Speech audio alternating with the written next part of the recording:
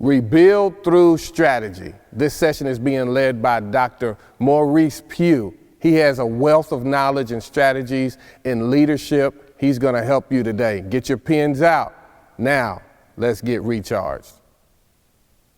My name is Maurice Pugh. I pastor at church here in Arlington. I've been pastoring, started that church. We're now coming up on 16 years. We started out at a church in Dallas, Oak Cliff Bible Fellowship, and I was the pastor of education there for 10 years. So it's hard to believe that's like 27 years between those two ministries. This is my wife, Jackie. We kind of roll together. Amen. We've been rolling together for 25 years. And so we roll together. And so in addition to what we do at our church, we also have what we call our training ministry, because we love training.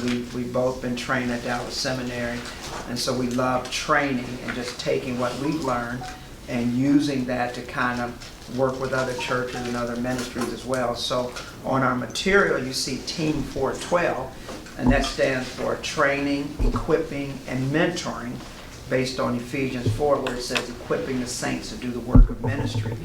So it's out of that we believe part of what God has called us to do is not only the ministry in our church, but helping to equip leaders and pastors in other areas as well to see their church become all that God would want them to be.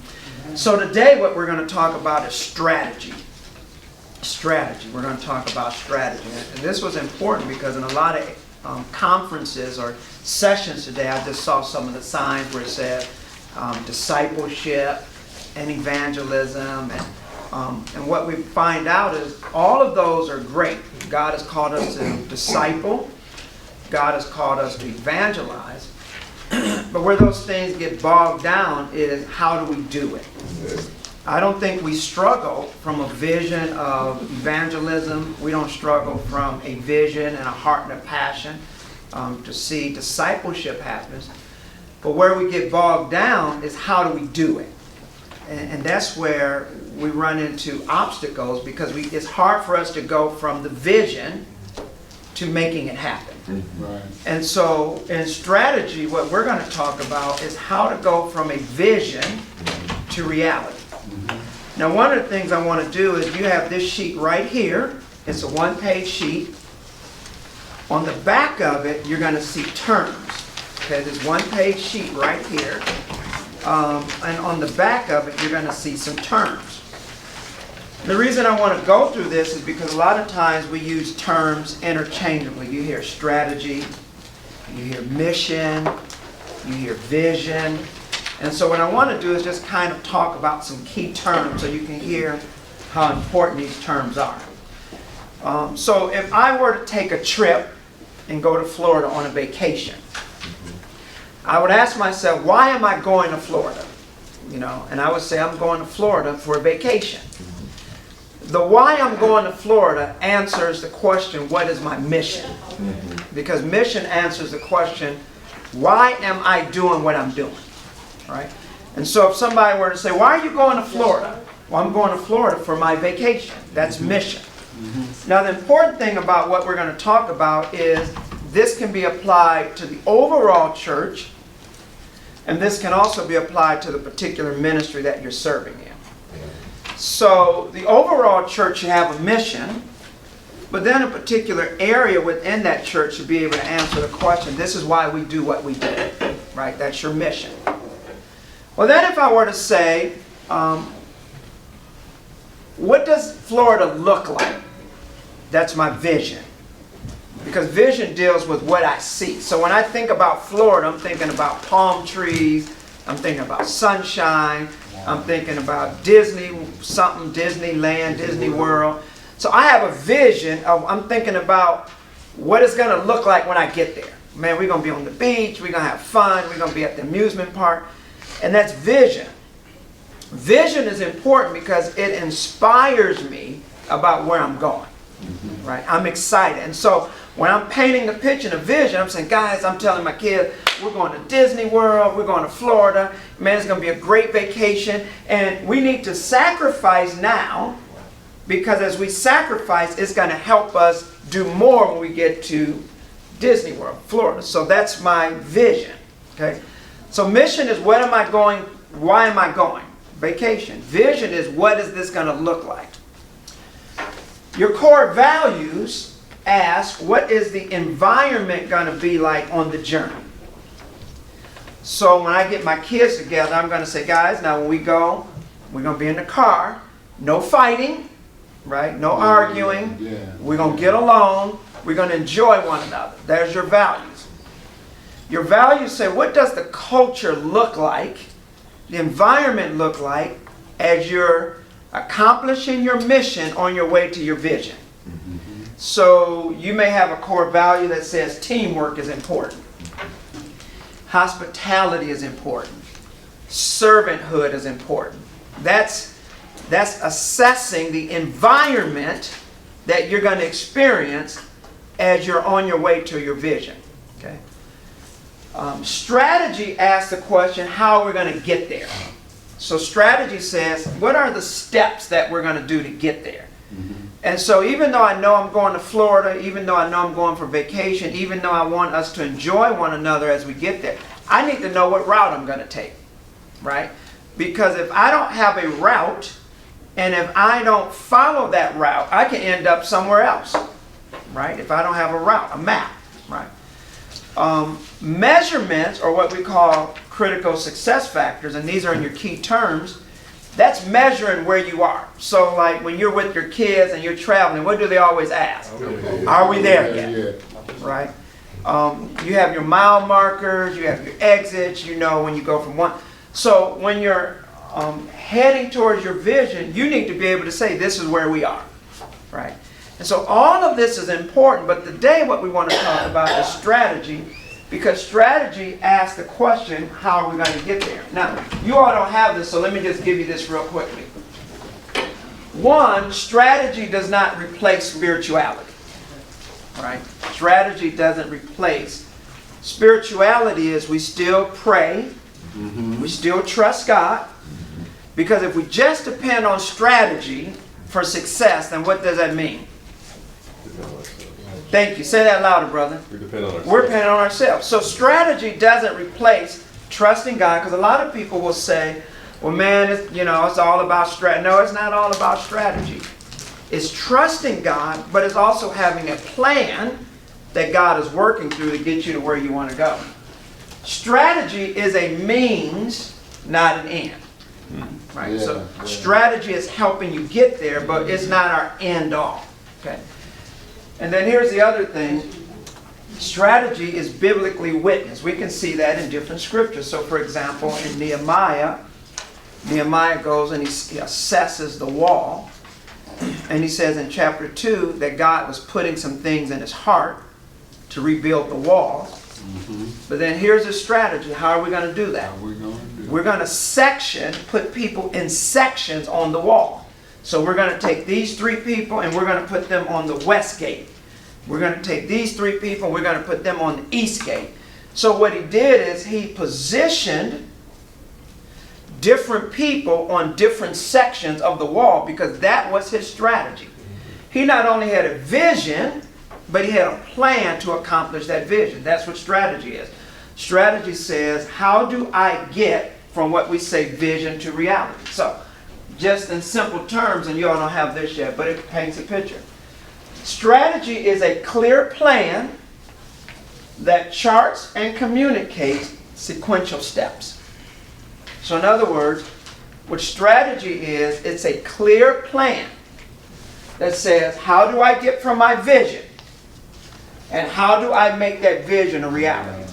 And this is what we said. Some people don't have any vision. Some people have vision, but they're not seeing that vision come to reality because they've not laid out a clear plan of how to get from vision to reality. And they've not been able to communicate to others the steps that are involved in getting there.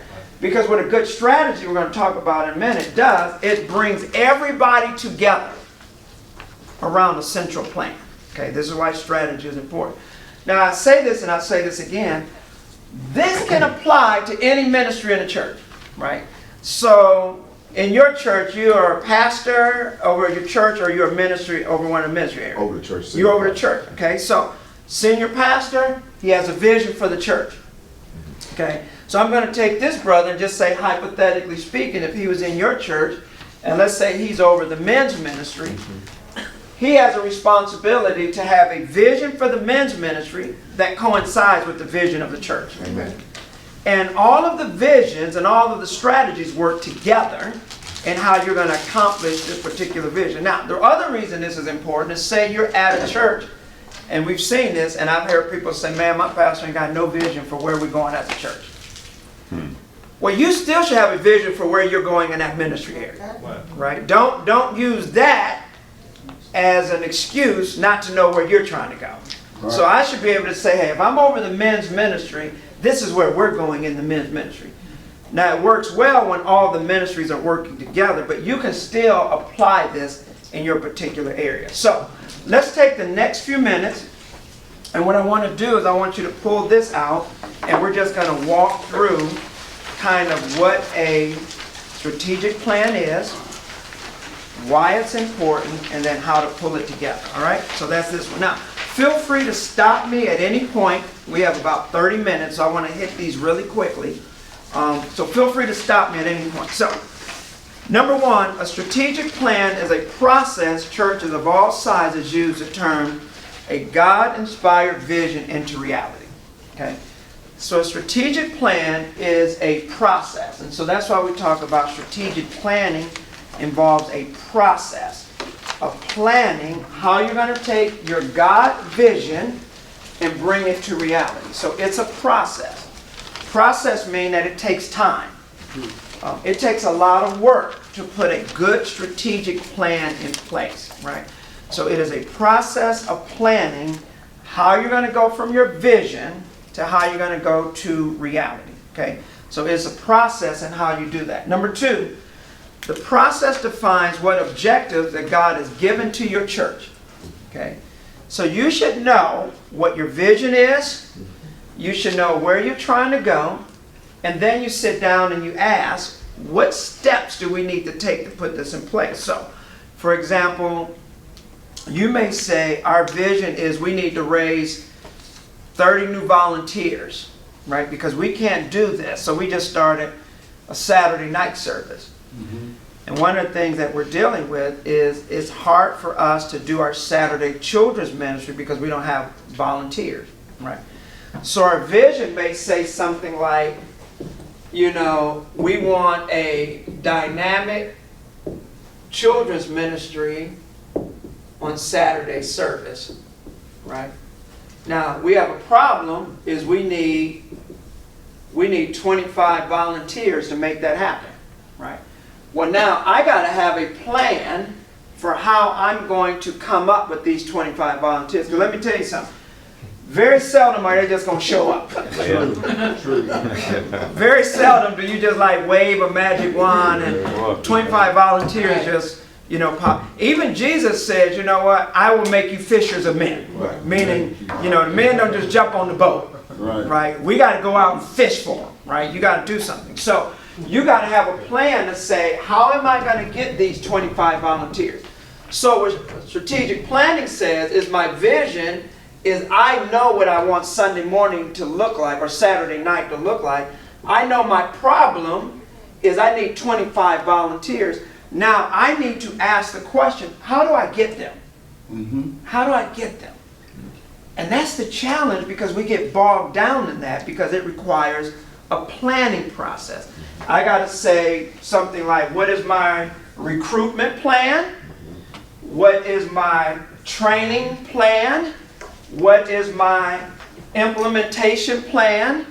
What is my monitor and measuring plan? What is my timetable that I'm going to give myself? See, and this is very tedious. But let me say this, why it's so important. And for a lot of us who are in church work, you can do church every Sunday. And, you know, we're 16 years. And after 16 years, you can look back and say, wow, where are we? We're kind of in the same place we were and it's not that you didn't communicate there was a problem. You know, I hear people all the time. Can I tell you something? Half of church work is resolving problems. That's half of ministry. It's resolving problems, right? And you know, you're gonna have volunteer problems. You're gonna have financial problems. The moment you get one thing fixed, you just shift over to something else. You're always fixing something. I tell the staff, you're either fixing something, or you are perfecting or making something better, or you're launching something new. That in church work, I'm either fixing something, or I am improving something, or I'm launching something new. Right. Church work is never you just sitting there. You know, it's funny. People are like, what y'all do all day? It's always something to do, right? Because I'm either fixing, I'm improving, or, thank you, sir, or I'm launching something new. And in any one of those things, whether I'm fixing something, I need a plan. If I'm improving something, I need a what? A plan. And if I'm launching something new, I need a what? A plan. So a plan is the foundation of everything. Now, let's look at number 3. As a result of a process, a strategic plan is created that charts the course to the realization of your vision. So you ought to be able to hold before your people, this is the direction we're going, right? And I'll show you what that looks like in just a moment. But it's a plan, and once you finish with that plan, you can chart, this is the direction we're going. Let me give you 4 things that are important in a good strategic plan. Number 5, clarity. So a good strategic plan should be clear. People should see it. It should be clear which direction you're going. Okay? And the reason clarity is important is because you're going to find you got to communicate over and over and over and over and over and over and over again. And then what you realize, you still didn't communicate it enough. Right. So clarity is important. 6 is movement. People ought to be able to see the steps that you've taken. They ought to be able to know where they are in the process. So I take the same group of 25 volunteers. I may say a good strategic plan is going to be about an 18-month process. Okay? That's why with strategic plans, you only do maybe 1 or 2 at a time. Right? So a good strategic plan is going to take you about 18 months. That 18 months, we're going to say we're going to recruit 25 new volunteers, have them trained. I may say, if I were to break this down, 6, 12, 18, that I may say, man, I'm looking to recruit 10 new volunteers every 6 months, right? And over that 18 months, now I'm measuring within this 6 months, I'm asking myself the question, how am I doing here, right? Because if I get to 7 months and I've only gotten 4 new volunteers, I'm off track. So now I got to sit back and say, what's going on here? So I have to do an assessment to see where I am. But you'll never get to these 25 if you don't have a plan, if you're not measuring it, if you're not assessing where you are, and then if you don't take a step back and say, where do I need to readjust? Is my number too high? Is it unrealistic? Right? So you have to ask those questions as you do this strategic plan. And so you create a plan that brings everybody together. It has movement, it has clarity, and then number 7, it has alignment. Now alignment is important because what happens is, in ministry, everybody's doing something. Right. And I give you an example. This is Pastor Brian. O'Brien. Yeah. So let's say volunteer is his number 1 church initiative. Guys, we need, in our church, you may say there are 5 ministries, and all 5 ministries need 15 volunteers each. Right. So now your church plan for 18 months is the recruitment of new volunteers. You break that up among every ministry so that every ministry is contributing to the overall volunteer need. It's not just this ministry area. Every ministry in your church, you look at it and say, I need you to help contribute to that. Because what it does, it brings alignment and it brings synergy that we're all accomplishing this together, right? Even though children's ministry may need 20, right? Everybody is still contributing to the overall. So when I look at this person, I'm looking at Pastor Jerome. Hey man, you in the ministry? I know him because we out in the parking lot chopping it up. But I've never asked him, is he serving anywhere? So when I give every person a responsibility to contribute, whether it's going to their ministry or not, if you are a part of this church, you're helping with the volunteer recruitment because it helps make our church better. Right. When you do that, then you get alignment because everybody's working together. Right. The other thing you get is you get the ability, one, to hold people accountable, your leaders and your staff or whoever your key people are, and two, to be able to say, here's the priority. Because if you don't establish what the priority, sometimes you just have to tell people, you know, that's good, but that's not our priority this year. That's okay. Everything cannot be of equal priority. Right. And as a leader, you have to be able to say, guys, for the next, look, the announcements, it's going to be about volunteers. The budget is going to be towards, 10% is going to be geared towards volunteer. Mm-hmm. The sermons, it's going to be about volunteer. Well, Pastor, you ain't talked about Sunday school this month. Right. Exactly. I'm glad you noticed that. That means we're on the same page. No, we didn't talk about Sunday school. You know why? Not that Sunday school is not important. For these next 18 months, that's not our focus. Right? And so alignment gets everybody. Well, why did the volunteer area get more budget this year? Because that's our priority. Right? Because as that is strengthened, everything else is going to be strengthened by that. So that's why strategic plan is so important. And then we kind of talked about this, number 8. The commitment is to abandon everything that falls outside the strategic plan process. You're saying for this moment, guys, for these 18 months, here's our big priority, right? So what a strategic plan is, it is a process of how you're going to go from vision to reality and address what we call the gap. Can y'all say gap? Yeah. Because in vision to reality, there's always a gap. And strategic planning is what is the gap that's making that, that's creating the problem or what's necessary to get there. The gap can mean we need more money. The gap can mean we need more volunteers. The gap can mean whatever the gap is. And that's why as a part of strategic planning, one of the things you're doing is what we call a gap analysis. The gap could simply mean, like for example, we were dealing with visitors. And when visitors come, we found out that our visitors wasn't being followed up.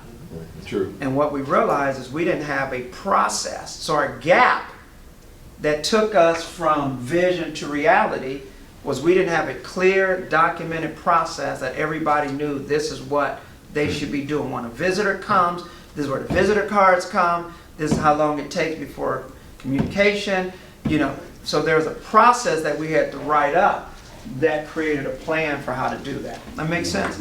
So that's what it is. So let's talk about why it's important. A strategic plan communicates to the church what you will be working towards and defines the steps the church will take to get there. Everybody in the church should be able to ask the question, this is where we're going. This is where we're going. This is why we're going, and this is where we're going. At the end of the year, you ought to be able to tell your church, this is where we're going, this is how we got there, this is where we're... Sometimes you got to stand up, and let me tell you this, you have to deal with the reality of where you are. So don't always make it seem like, guys, we're just doing great, because then people get comfortable.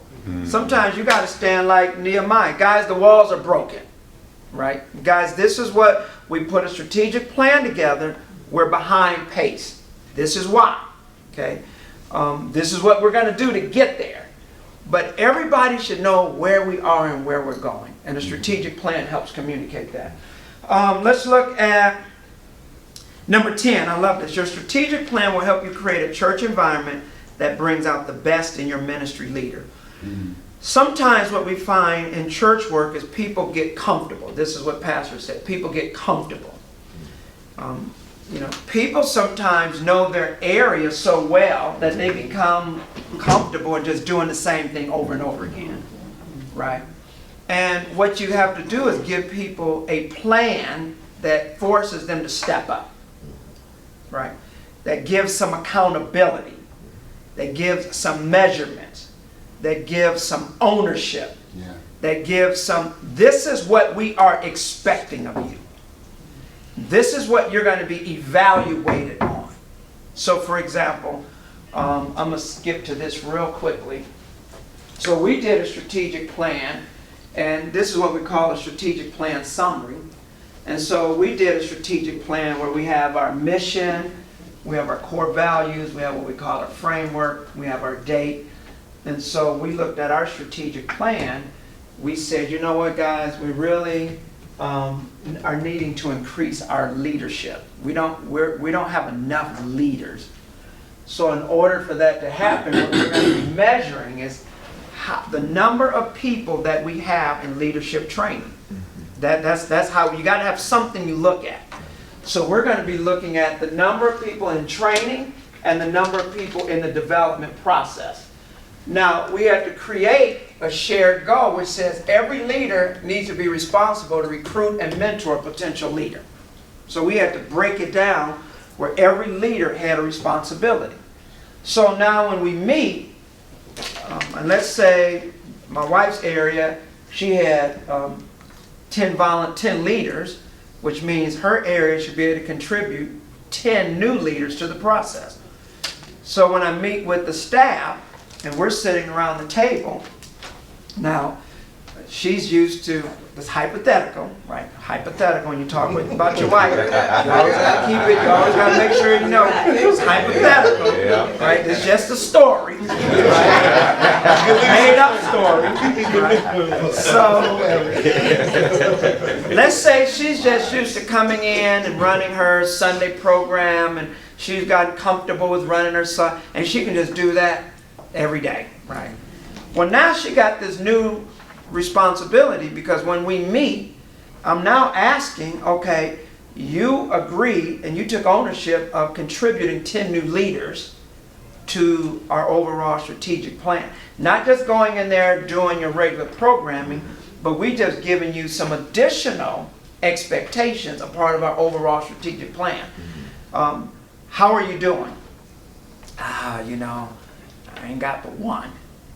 Okay. This person got 5, they got 4, they got 6, you got 1. Now you start saying, what's going on? What's happening? Was our expectation unrealistic? Is this beyond what you're able to do? Am I saying now that maybe there's some competency issues, or there's some aspects of what we're asking that maybe she's not able to do, that I didn't realize that when she was just going through the motion? Or is this even a priority? Maybe she just kind of blew it off, like no big deal. So now the strategic plan allows me to look at my staff and my leaders and ask some questions, because in the meantime they just been like going through the motion, chilling, having fun. But now you put some things on their table that allows you to see, are they really on board with what we're trying to go as a church? Are they really able to do additional leadership kind? Maybe they've already reached their capacity, right? Wow. Or 3, maybe we've asked some unrealistic. But the one thing we cannot do is just leave this neutral, right? We have to be proactive about what we're asking. And if you don't have things that you're adding to the mix, people get comfortable. It's like when you work out.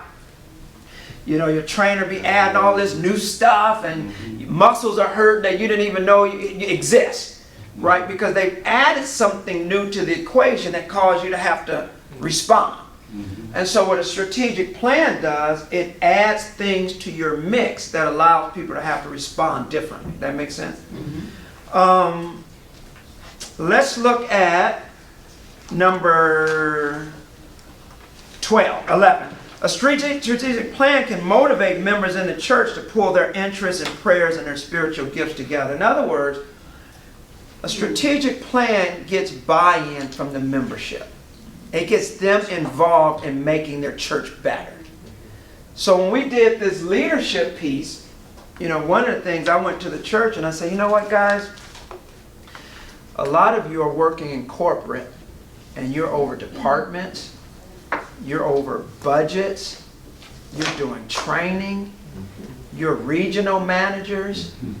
It's not that what we need doesn't already exist. We're just not using it for the kingdom. All right. It's there. Yeah. So our prayer can be answered. As a matter of fact, the answer to our prayer is already there. Right. So when you do something like this, you're now able to also challenge your church, because you're able to say, guys, a lot of what we need is already there. Now I need you to pray about why you're not using what God has given to you to give a measure of that towards making our church better. Right? And will you pray and really be challenged about pulling what God has given you? Sometimes our membership needs to be challenged. There's a tension with sometimes making it too easy. Sure. And not challenging them. So strategic plan helps make that happen. Let's look at the what. We're going to go to the what, or the how. The last page, how do we do it? So one of the things we do with our training organization is we help churches work through this process, because sometimes we're gifted in teaching the Bible, sometimes we're gifted in prayer, sometimes we're gifted in, but this requires kind of systems, administration, and so we have worksheets that we help people do. But we go in and look at strategic planning. We have kind of a 4-stage process that we look at. And so if you have this is how we kind of help you do it. So just take out this one page here. And so the first thing that we do is we help you look at your own church. And we call this kind of assessing your context. And what we do by that is we help you ask the question, what is your mission? What is your vision? Because the goal is never to make you like another church. The goal is to help you become the best church God has called you to be, and to identify your vision for your church. So whether you have someone else come to do it or whether you meet with your group, you need to ask, who are we? What's our identity? Who has God called us to be? What is our vision and what is our mission? And so we kind of do that by helping you do an analysis to begin to ask yourself, what's our community? What's our culture? Who are we trying to reach? Are we trying to reach a Hispanic population? Are we trying to be a multicultural church? Who are we? What is the unique identity that God has given to us as a church? What is our community? Are we reaching our community? What's going on? And we try to help you understand that. Once you establish that, then we put that into your mission. Okay? And so everyone here should ask the question, our mission is this. This is what we're about. Okay? And our vision is, if we close our eyes, this is what it looks like. Then we take that vision and we look at it and we ask a couple questions. How much of this do you already have in place? Because sometimes what we find out is we have it, but it's kind of all over the place. We help pull it together. Or we ask the question, how much of this is already happening? That's the question you want to ask. Or the next thing you want to ask is, how much of this is communicated? How much of this is documented? And so we help you work through that. And then we help you work on what we call implementation. Okay? So what we did is we created like an implementation here that everybody will work from that same page. So when you think about putting your strategic plan in place, under the how, you need to know your mission. You need to know your vision. You need to know what needs to take place to get from mission to vision. You need to have a measurement to be able to say, this is where we are with this, right? And then you need to monitor the progress, okay? Once again, this takes about, if you have a lot of support, the most you want to do is 3. If you don't have a lot of support, the most you want to do is 1, right? And it's an 18-month process that brings everybody together around that. Now, when we look at this strategic plan, This was about 18 months. This plan was to build the internal strength of our church. This wasn't an outreach plan, because what we realized when we did our assessment, if we bring new people in, and our church, the internal working of our church is weak, we don't process, we don't have leaders, we're going to bring people into an environment that's not stable. And so when we bring new people in, we got to be clear what's our assimilation process. We got to be clear that we have new leaders. If we already got one leader overseeing 50 people, then I can't bring in 25 more people. So we have to fix this. Then once we fix this, our next 18 months is now dealing with evangelism. How to bring in new people. So as you do your assessment, you begin to ask the question, where are we? What do we need to work on? And then you put a plan in place that you're able to communicate to everybody. That makes sense? Let's take a few minutes. We got like 5 minutes. Questions over the process, how to start, how to put it in place, why it's important. If you want to get off the ground and running, what would you do? Yes, sir. Is the process always 18 months? It depends on how big it is you're trying to do. So I give you an example. We did something that was talking about with just that assimilation process, and we found out visitors weren't being greeted properly. That was like a 4 to 6 month process. So it depends on, we have what we call church-wide objectives, and we have what we call a ministry area objective. If I'm dealing with a ministry area, like my wife, she may just have a ministry area. That could be 4 to 6 months, depending on what. It really does take time to make something a part of the culture and the system where it is operating second nature. It typically takes time, because sometimes you got to break down some existing stuff. You got to communicate it. And what I find is when you're working with volunteers, they're not thinking about this every day. No. Once you communicate it, they go home, they got family, they got bills, they got a job. Everybody ain't even thought about it again. And you come back and say, hey guys, remember we talked? Wow, we talked about that? So it really depends on what you're dealing with, whether it's church-wide, whether it's ministry, and then what is necessary to go from A to B. If it's church-wide, 18 months is typical. If it's church-wide, because you're pulling everybody together. If it's ministry area, it could be 4 to 6, so yeah. Yes, sir. Tips for keeping staff or anyone involved engaged in that, because like you said, it's a tedious process, and not everyone's built for that, right? Right. Or they can hold their attention. Right. Any tips for that type of, just keeping them engaged, keeping seeing the value in it? Celebration Gotcha. is huge.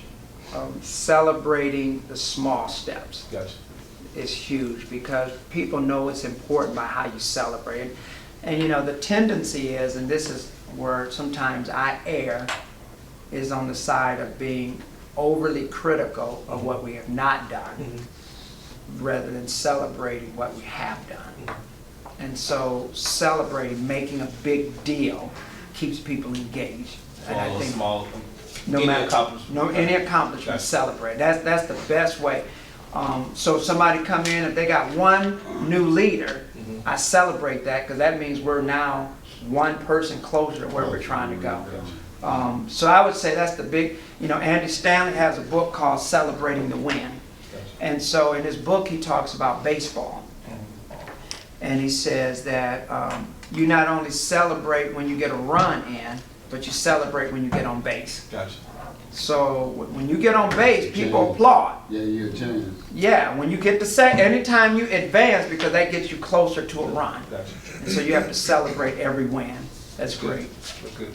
Anything else? So one of the things that we do is we come in and we do 4 different things when we work with churches. One, we coach pastors, because that's a big thing for us. And we coach pastors, we coach them around, we call this a core process. So we coach every pastor around one of these areas. Every pastor or leader should know how to plan, train, execute, review. and we work a pastor through that. 2, we can work with churches around what we call our modules. So we have 7 modules that we can look and work with as we do an assessment, any one of these modules.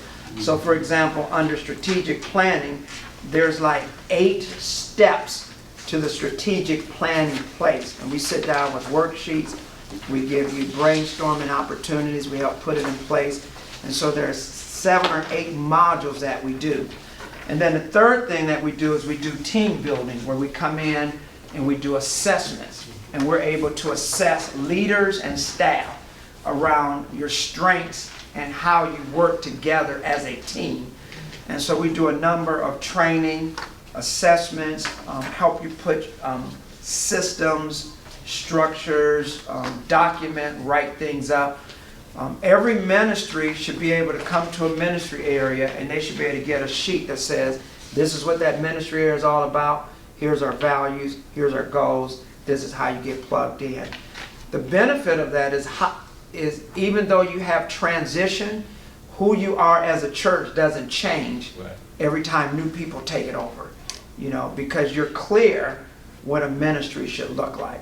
So, you know, we come in and do any one of those things. So, ooh, we kind of got a little mess over here. What did I do there? Did I do that? So as you leave, if you want information on any one of the services that we offer, you can get that information, you can get the modules, you can leave us your information or what we do, and we'll give that to you. So that's strategic planning. As you go through the sessions on discipleship, ask the question, how do we make this happen? If you go to the session on evangelism, ask the question, I'm hearing that, but how to make this happen? Because not only should you hear what evangelism is, why it's important, you also need to be hearing how do we make this happen in our church. And if you don't hear that, then what's missing is a strategic plan to take evangelism and incorporate that into the culture of your church. That's how they work together. All right? Thank you guys. We're right out of time then.